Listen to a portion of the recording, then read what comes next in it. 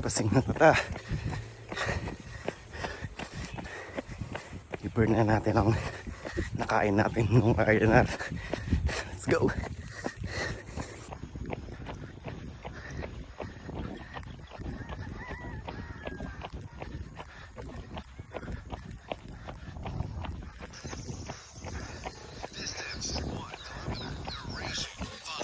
Nakakapagod na, no?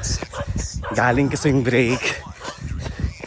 Yung mga hindi pa nag-start dyan, tumakbo. Takbo na kayo.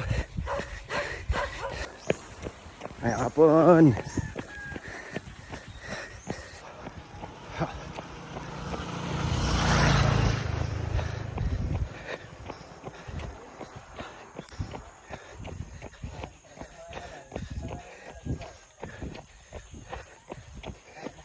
Ay kapon. Kasing hot.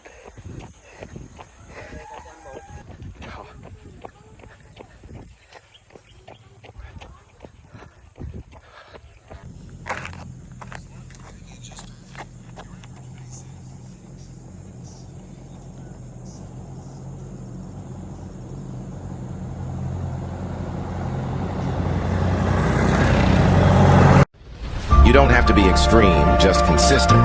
It's not about running marathons every day or lifting the heaviest weight. It's about showing up, putting in the work, and staying committed. Small steps lead to big results over time. Progress isn't made in a single day, but in the days you decide to keep going. The power of change is in the habit, in the consistency. So, whether it's 10 minutes or an hour, just keep moving forward. It all adds up. Soon you'll see the transformation. Okay na yun. 4 kilometers. Yun, tapos na tayo tumakbo. Magpanggap. Ay, grabe yung initin natin ah. Tumakbo tayo ng maaraw na init. Pero okay lang. Wala naman tayong pinaghahandang photoshoot. Photoshoot. Tapos na tayo mag-prenup eh. Kaya okay lang maging tan yung ano natin, balat. Alright, yan o, tan line check. Ayan. Sa mga hindi pa nag-start tumakbo dyan, tumakbo na kayo. Ito na yung sign. Para akong tanga dito nagsasalita mag-isa. Nilakad na lang natin. Yung paahon.